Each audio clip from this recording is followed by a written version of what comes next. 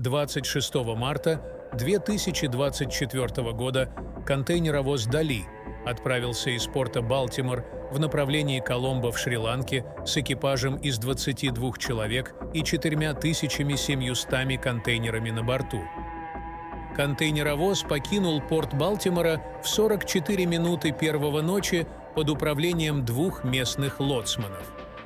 В 1 час 26 минут на судне произошел полный сбой электропитания, и оно начало дрейфовать за пределами судоходного канала, поскольку резервный генератор не мог обеспечить энергией двигательную установку.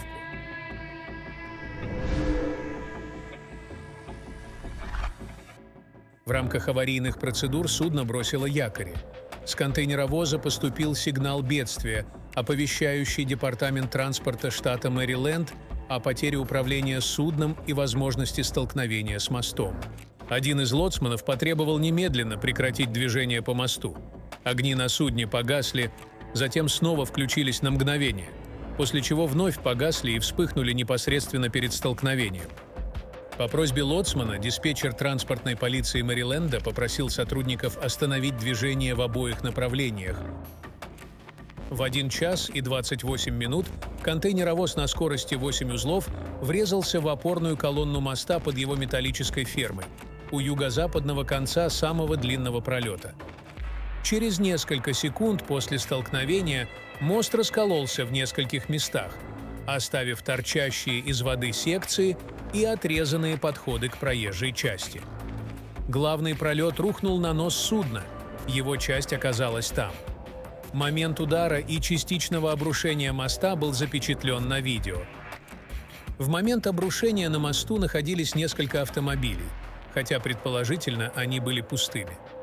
Пол Видефельд, министр транспорта Мэриленда, заявил, что в момент инцидента на мосту велись ремонтные работы по заделке выбоин. Местный житель, проживающий неподалеку, вспоминал, что его разбудил оглушительный грохот, сотрясавший дом в течение нескольких секунд, похожий на землетрясение. Экстренные службы начали получать звонки по 911 в час и 30 минут утра, а департамент полиции Балтимора был оповещен об обрушении через 5 минут. Незамедлительно были развернуты масштабные спасательные и восстановительные работы. Береговая охрана США задействовала катера и вертолет для поисково-спасательной операции. Водолазные команды также были направлены для поисков возможных пострадавших, упавших в реку. Всего в спасательной операции участвовало 50 водолазов, разделенных на 8 команд. Столкновение контейнеровоза «Дали» с юго-западной главной опорной стойкой моста привело к ее разрушению и обрушению всего ферменного пролета. Поскольку мост представлял собой непрерывную конструкцию, целостность которой зависела от общей структуры, после падения южного и центрального пролетов, по обе стороны от поврежденной опоры, вслед за ними рухнул и северный компонент, третий пролет. Каждая последовательность разрушения занимала считанные секунды, и в течение 30 секунд центральный пролет полностью обрушился в реку. Было установлено, что на момент инцидента мост полностью соответствовал строительным нормам и правилам. Однако инженеры отметили, что его опоры, критически важные для целостности конструкции, не были оборудованы защитными барьерами, такими как отбойники, способные блокировать, отклонять или выдерживать силу удара. После столкновения несколько грузовых контейнеров упали в воду. Корпус контейнеровоза «Дали» получил повреждения выше ватерлинии. На него обрушились остатки надстройки моста.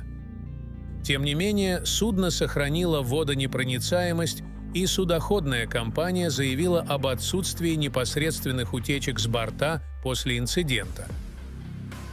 Несмотря на это, 27 марта Национальный совет по безопасности объявил о расследовании возможных утечек опасных веществ из поврежденных контейнеров на борту «Дали», включая контейнеры с коррозионными и легковоспламеняющимися материалами, а также литий-ионными аккумуляторами.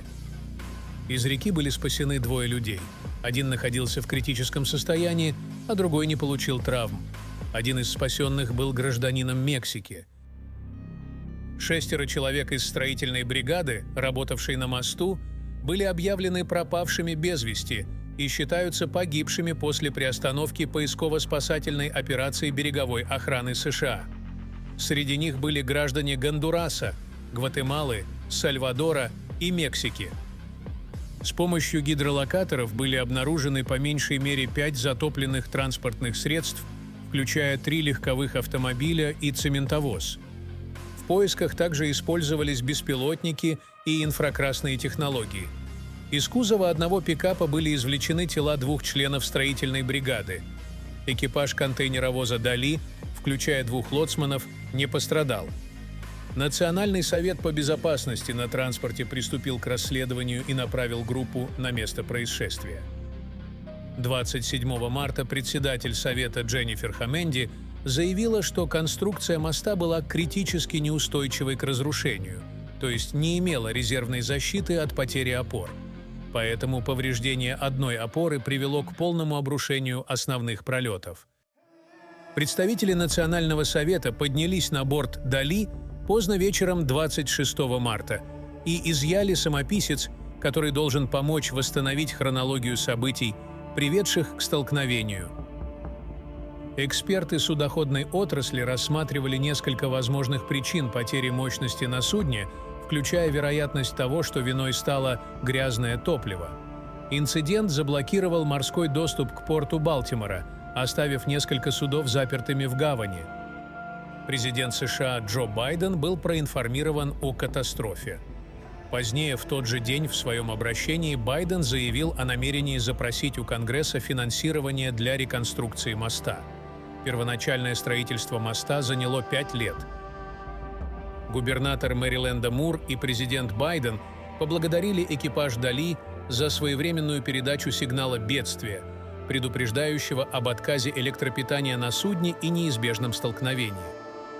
Посольство Мексики в США оказывает консульскую помощь семьям пострадавших и открыло специальную телефонную линию для граждан Мексики, вовлеченных в инцидент. Если бы контейнеровоз «Дали» стоял вертикально, его высота практически достигла бы вершины Эйфелевой башни в Париже или примерно 2/3 высоты Empire State Building в Нью-Йорке. Контейнеровоз способен перевозить эквивалент почти 10 тысяч стандартных металлических транспортных контейнеров, а во время аварии на его борту находилось около 4700.